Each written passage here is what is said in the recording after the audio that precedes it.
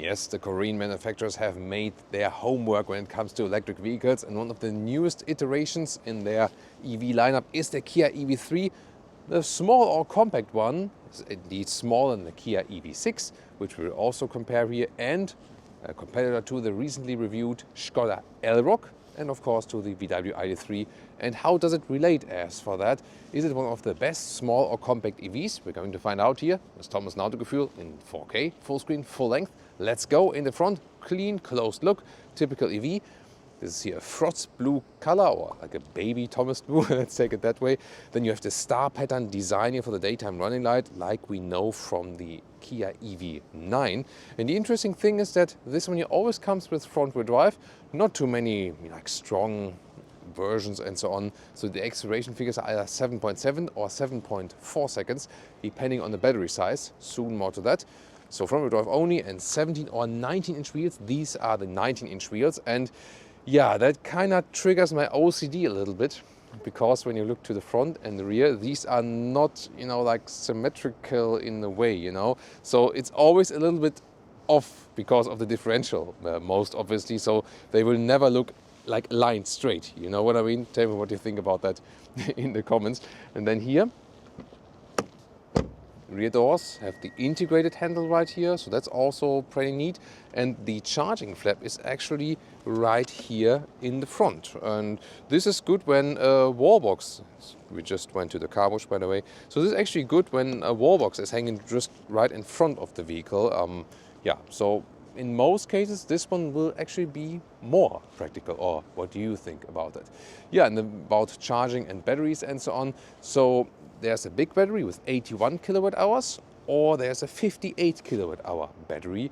Both are gross figures, and with Hyundai, Kia, Genesis, you have to deduct about 5% buffer from that figure. They don't officially release the net figures, sadly. DC charging peak for the big battery at 128 kilowatts, but both batteries are around 30 minutes from 10 to 80% state of charge. And soon more about the consumption and also the real world range. Obviously winter time at the moment in Germany.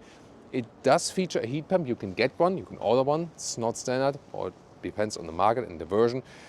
But we definitely need that here to reduce the range losses. Again, at the end of the review, I tell you all about what we have tested for the concise real world consumption. Then here, that once again this star pattern here in the rear. I think the design really works. It's a more upright styling, more angular in the look. However, then also the CD value is not that great, so not best aerodynamics. Let's see what happens then when we later on go to the German Autobahn. I really love the turning indicators or the hazard lights here, especially in the rear. Look at that.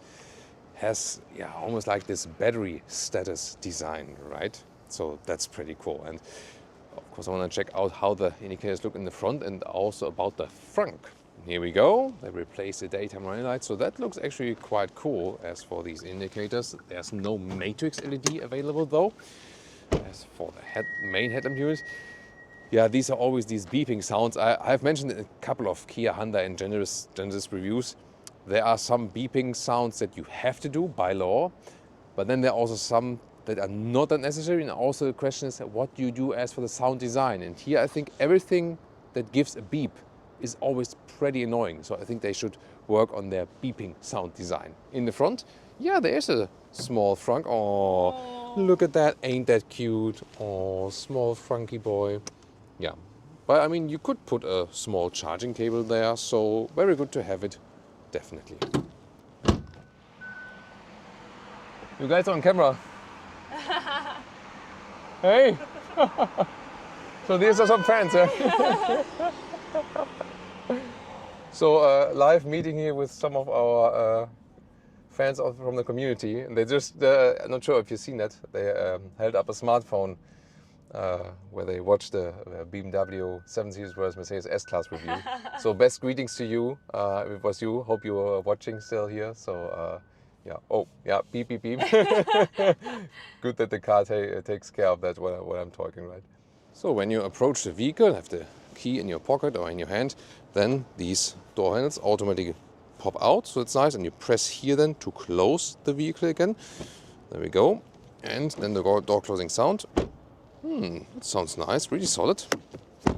also in the rear. So that's actually pretty cool. The inside of the door is hard packed, but it has a nice structure to it. And here's some fabric, also softer for your elbow, and also real buttons here, always at the inside of the doors. That's cool. One of my favorite features here, you can activate the steering wheel heating or the seat heating directly at the inside of the doors. Easy to do that, a real button for that, love that. And the key fob itself has a nice, almost ceramic-alike structure. It's not ceramic, but a like structure to it.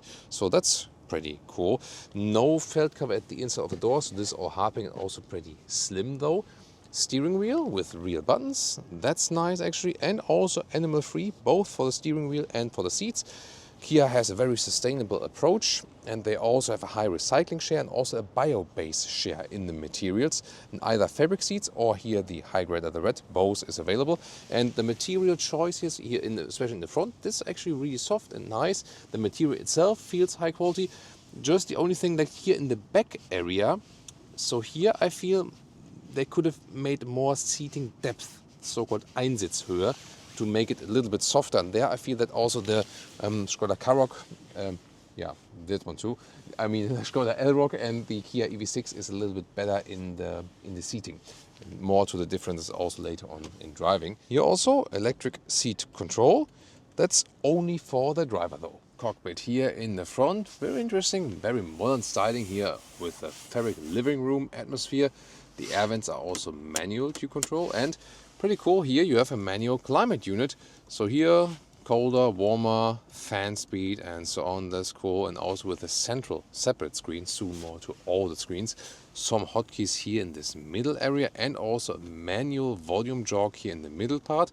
However, you also have a manual volume jog here on the steering wheel. If you, by the way, press and hold this one, you deactivate this speed limit chime if you exceed like 1 kilometer an hour and so on. Yeah, and also very interesting lower middle console we have here. So in the front you can see charging methods. Either the left one is charging only or connection plus charging. You can choose that actually, and the right one only for charging. And then here there's like a rubber ground. It's an inductive charging pad, but not ventilated whatsoever. You could also remove that one then for cleaning as possible. The cup holders are somewhat adaptive, but it depends on, like for coffee cups it's okay. For anything else that's not like Stanley. Yeah, Stanley also works when it's big enough. But like paper coffee cups is okay, but the normal like bottles and so on, it's maybe not tight enough. But you can also, for example, also remove that here completely, and then you have an open space area. And here, look at that, when I push that, bang, bang, they go in again. The right one is getting really quick, right? In the studio they were even quicker still. So a lot of space here.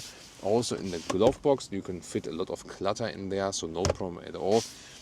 Yeah, so for a small car, you have good space over here in the front, and here 1.89 meters, 6'2", you have enough headroom left as well. And yeah, everything looks and feels like actually also a nice build quality. And when you wait for this vehicle to charge, maybe like 30 minutes from 10 to 80% state of charge, then you can also use this one here. So it's a very interesting service here. You hear how it feels a little bit rough, and then you can actually fold this forward like this, also goes in there, and then you can fold this one. You have like a central table, for example, for working. You can put the laptop here and then doing some coding and hacking or whatever while charging. Driver POV here with the drive modes. You can also put the sport mode here, and also the instruments change a little bit here, and really good control on the steering wheels here. Left side, for example, for the cruise control, right side for the volume, and then the instruments itself. You have the range left there, for example, so good to see. Look in the lower right, recuperation levels 0, 1, 2, 3, and then when I hold it, there's the I pedal, and I can activate it or deactivate it. And the different levels, most obviously the recuperation levels, and level 3 is the strongest one, level 0 the weakest one. If you restart the vehicle, by the way, it really keeps the level unless you have level 0. That is reset to level 1. All other levels directly are being kept. That is also very rare. And the I pedal is now disconnected from the recuperation levels. And what does it mean? So I can, for example, put level 3 and I pedal or level 0 and I pedal. And if I have the iPedal activated, then I put in the gear, car is standing still, I put the throttle or accelerator a little bit, I lift it, car stops. So now I deactivate the iPedal and I just lift my foot off the brake. Now I'm pressing the pedal and then the car just goes until I stop it with the brake. And it's also here, it's going automatically forward again just when I press the brake. So the difference is really the iPedal does then a one pedal driving feeling. You can even activate or deactivate it in the reverse gear. That's interesting. At the moment it's deactivated. So the iPedal does the one pedal driving feeling, a true one, but you can activate or deactivate it no matter which recuperation mode you are in. That's interesting, isn't it? In the right side here of the infotainment system, in the middle part, you have a separate AC screen. And indeed, it is also touch, although it's kind of like behind the steering wheel a little bit. But usually you would use it with the real buttons then here. But you can also touch it. Interesting. And then the main infotainment unit. Very interesting are settings EV, because there you can also activate here the battery preconditioning manually. So that's also possible. And also here, for example, the iPedal, if it's in reverse or not. And you can see here in the car internal GPS, it's just flickering on camera by the way.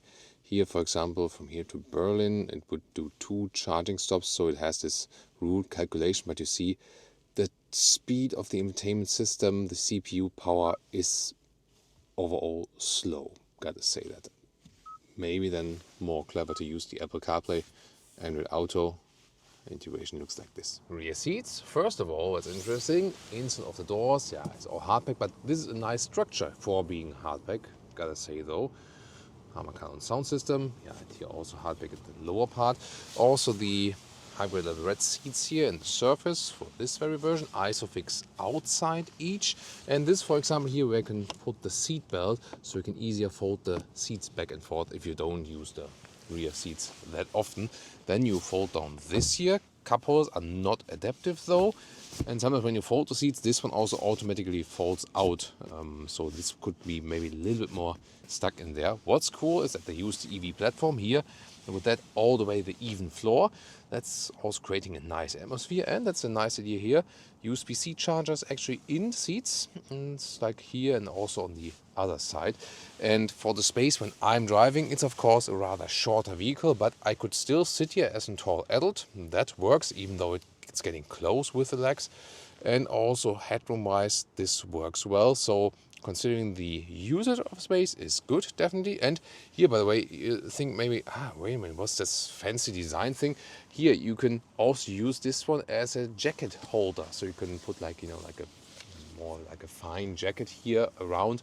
And yeah, this kind of serves dual purpose. So also a nice idea. And also in the rear, we have a real power socket available. Trunk and boot at 460 liters. Let's see what we really got here. So we have this cover here, and I would always put it like this because when you have it like this, it does tend to do some rattling noises, when the road is uneven. Then here about 1.40 meters in width, and the length here is about over 80 centimeters or 32 inches.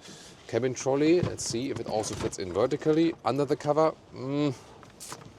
Yeah, barely. Yeah, not that really. So a little bit more height would have been good, definitely. And the overall height here, if you remove that, that is then 66 centimeters or 26 inches. Underneath there is more storage, for example, also for another cable box, but you can, for example, also put the cable then in the frunk, as we showed to you. To fold the seats, I can grab around here. That's actually fairly possible. And then fold the seats like this, and total length is about 1.60 meters or 63 inches. Sport mode. Woo.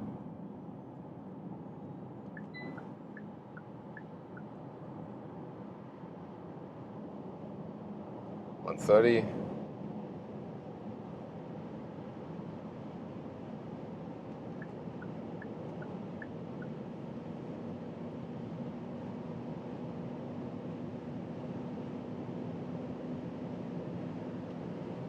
Okay, 170 kilometers an hour. Yeah, I think think for most cases that's enough. 7.7 seconds is the acceleration figure here in that front-wheel drive version, which is always standard front-wheel drive. And with the big battery, the small battery would be a little bit quicker at 7.4 seconds. Yeah, the question is if you would feel that so much. I doubt, maybe a little bit. Yeah, I mean, it's not the quickest one. That's also a biggest difference to the Skoda Elroq, which is available in a quick all-wheel drive version. So if that is important to you, then of course the Elroq would be a better choice. In other respects, this one here is of course a couple of thousand euros less expensive. So that is an advantage for the Kia EV3, definitely. On the motorway so far here, I think it's decently silent, not too loud. Or what does the expert for noise insulation say? Very good, yeah. Yeah, Leah agrees. So that's actually nice. Oh, now when we do accelerating, then you also get warm yourself here. So I can turn off. Here it's now on the... does leans quite some bit. But it's actually quite nice, right? Like good steering feel and so on. How did you feel in that corner? Relaxed or... in between. Let's find out more about that. So here I intentionally do a U-turn because I felt actually that it has quite a good, turning circle. However, you have to say... I felt it. Oh yes, in the cool mode today. I can never wear... I'm really jealous because I can't wear sunglasses while reporting because I feel always it's a little bit disrespectful towards the viewer when you don't show your eyes. So yeah, in most situations I would like to wear sunglasses, but I just don't, just for you. So this being here front-wheel drive version, and usually the EVs with the rear-wheel drive, there the wheels in the front can turn freely, and that's actually better than for the turning circle. But let's see here. Yeah, I mean it's nice, it's fine. Can get along in most U-turn situations, definitely because also of the wheelbase and so on. But yeah, there are some rear-wheel drive EVs that have a shorter turning circle. Gotta notice that. So now once again, one more time on the motorway. Let's see, top 60. Yeah, that first punch is nice. Now like 120. Yeah, that was like 60 to 120. It's actually good. And now let's say like a realistic motorway speed, like 110, 120 kilometers an hour. I think it's good and comfortable. It's fine. Also suspension-wise, this doesn't have like a super sophisticated suspension or so on. Let's also see how it behaves when we face some bumps and so on. I feel that from the tire noise and the wind noise itself, it's not too loud. But when cars are passing us, that is more notable. But overall, I think it's a vehicle where you can get along with, like here, like 30 kilometers an hour, like 80 miles an hour on the motorway. I think that's fine. Or would you agree? Mm-hmm. Yeah. So we agrees, that's fine. We can also, of course, use the assistance systems. So we have here adaptive cruise control and also with active lane keeping. Let's see how smooth that is being done. See here the motorway is also slightly bent to the right. Now it's reducing the speed quite significantly. Yeah, you can also here set the distance. For example, now I lowered the distance a little bit because I felt it was a little bit too early. The distance was set a little bit bigger. But so far, also quite nice. Some corrections here on the steering wheel, but I mean, not too bad. So that also seems quite sophisticated. Here now was some acceleration again. Let's see. Now it's a little bit slower traffic. It's a good test here actually. Also how smooth then it is, because sometimes Leah tells me, yeah, better do that yourself in the traffic because it's for the passenger not that good when the ACCs are maybe like pushing too much, then braking too much again. But here so far, that braking process was quite smooth, so I like that. Here now some corrections, but yeah, seems that also assistance systems wise does a good job. Here is a blind spot monitor in the side mirror, and when I this gives maybe like a little bit late, yeah. yeah. So yeah, it doesn't give like a flashing or something like that, but I mean the red triangle is there, and that's fine. It also comes early enough. What I also realized, like when you drive a little bit slower, that it has a very good roundabout visibility. It is I mean, most cars are designed like that, like the CX-3, the Mazda in front of us, with really tiny windows, large wheels, large body parts. But here, this is more like this typical upright design, and that's why we can see very well what's going on around us to all of the different sides. Yeah, and even though the rear window is kind of small as well, I can see very well through there without needing like an additional digital mirror or something like that.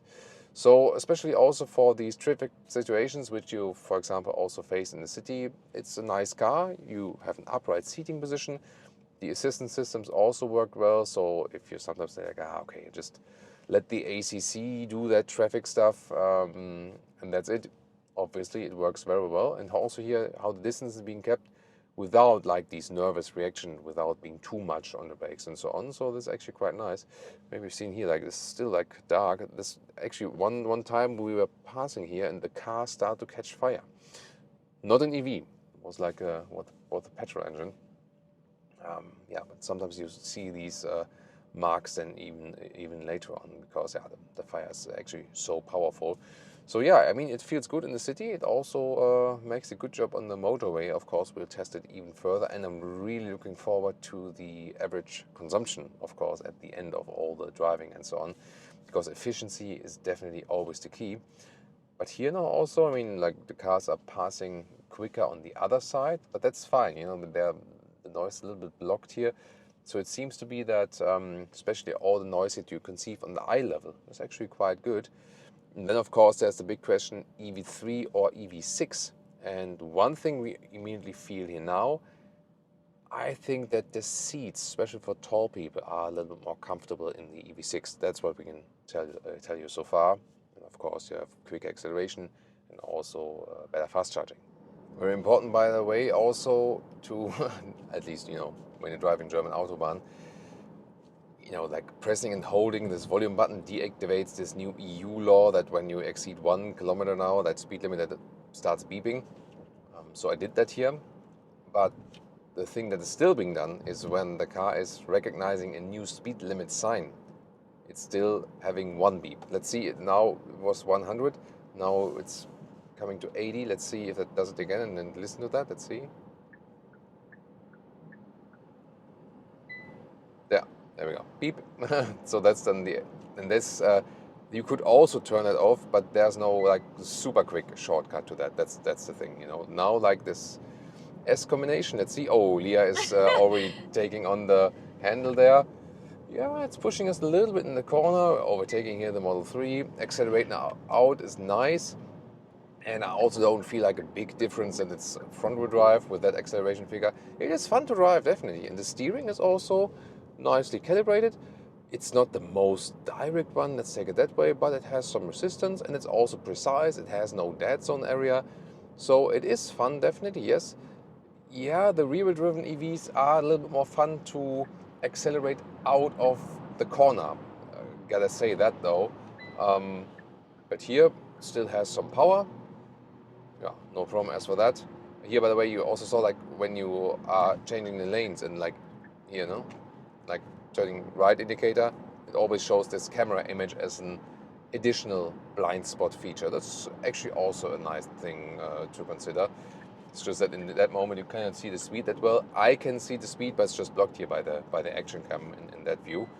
But then we also good. Yeah, there's once again like this beep when a new traffic sign is being recognized. Yeah, also a little bit annoying. But what was that now? I think it's for the eye. Yeah, probably away. when I'm looking away too much.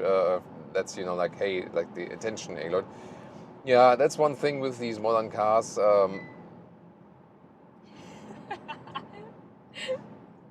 I feel too much beep, and I told you that before. The only thing that's missing is Nomi now. Yeah, now that Nomi is talking to us, yeah, like this, you know, like this voice assistant that Neo has. Yeah, so I feel like Kia, Hyundai, Genesis, I told it sometimes before, they need to work also on their sound design, because the one thing is like, what beeps do you have to do by law, meanwhile, especially in the EU, stupid laws. But then it's also a question like, what is the sound design, and can the beep tone maybe be a little bit more pleasant? You know, that could be something, yeah.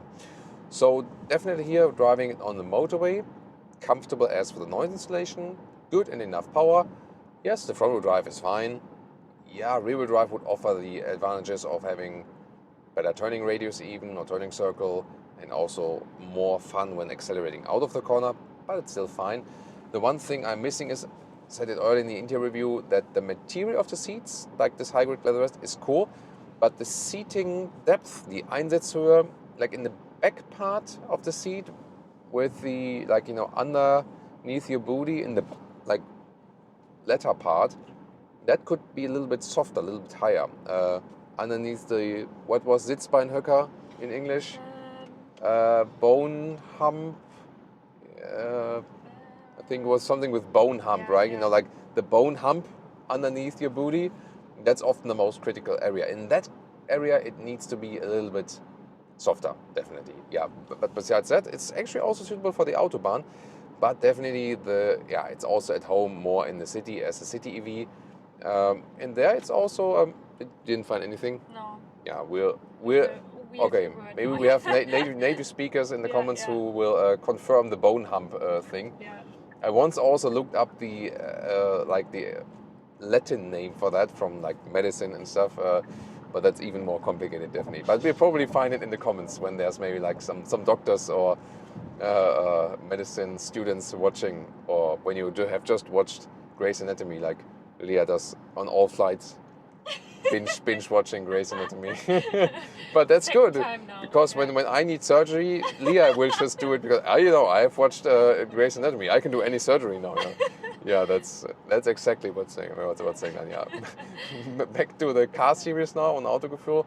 So we do one more quicker corner here on the Autobahn, a little bit more driving agility, and let's see how much fun it is. I can also do it in the normal mode, by the way. See how the acceleration is there.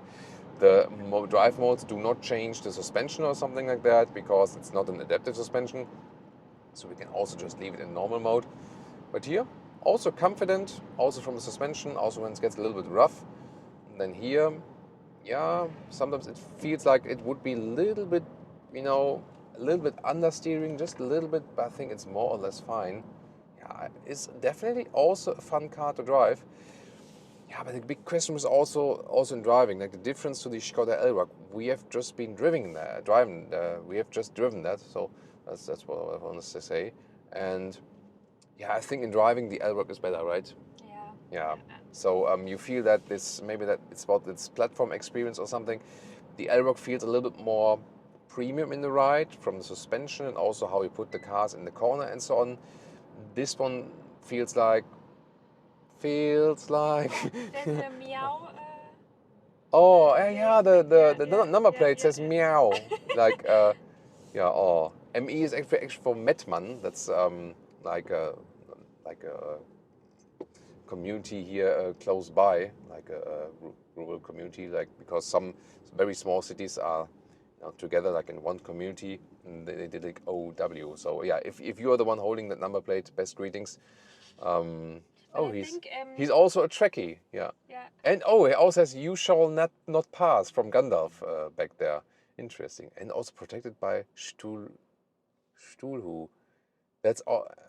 Okay, I don't get. So I got the Star Trek thing and I got the Gandalf thing, the Lord of the Rings thing, but I didn't get the Stuhlhu. I got maybe now some. Oh, it's also Sea Shepherd fan. That's good. Yeah, they're doing protection of animals, of course. So they would also be happy that we have an animal-free interior here, of course. Yeah. So definitely. I think this interior is more modern than the Skoda one. Yeah, the interior is more modern than the Skoda Elroq. That's true. Like from the styling and so on. This is also not. I wouldn't say that the interior is much less premium. I think it's more like matter of taste. But driving-wise, I feel the Elroq is a little bit more. Yeah, maybe a little bit more agile to drive.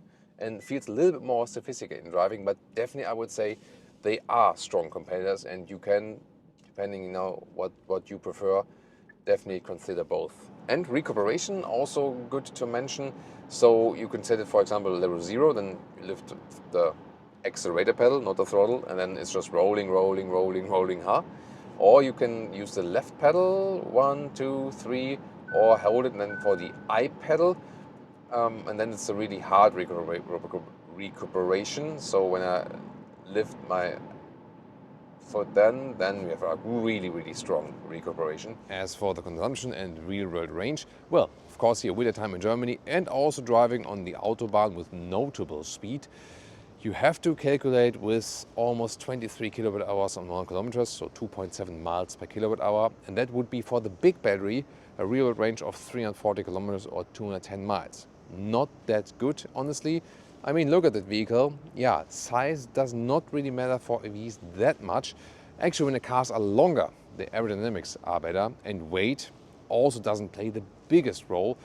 More about really the aerodynamics and also the efficiency of the motors and so on. Does have a heat pump, so let's say it's still okay. But it's clear that the focus here is rather on being a city EV for the whole concept and so on. Then as for the pricing, it starts less than 40,000 euros if you get the big battery as it stands right now, and since it's not the most efficient one, you should get the big battery. It's over 40,000 euros here for a German price, for example. And with the big battery, it's about 3,000 euros less expensive than the Skoda Elroq. However, if you go then full equipment, Elroq versus this one is almost 10,000 euros less expensive. However, this one is not available with all the features that the Elroq is offering, like adaptive suspension, all-wheel drive with a quick acceleration. That's not even available here. So it's rather fairer to compare the big battery without much equipment. You know what I mean? So definitely you see that price-wise, it's a very nice offering. But then also this one does not deliver the same stuff like the Skoda Elroq delivers. So if you would get the cars at the same price, I would definitely go for the Elroq. Just gives you more sophistication in the ride and so on, and some more features maybe that this one does not have. But this one can be very cool if you get a very good offer and you want predominantly a city EV. Inside the Kia company now, the EV6 still has a lot of stuff to offer that this one does not offer. I think the EV6 offers better seating comfort, and also the fast charging is way better. So if you use it for like long-term commuting and so on. So once again, city focus here, lower in the price. That might appeal to a lot of people. And for example, also the Volvo EX30 is one you should consider, or maybe also the VW ID3.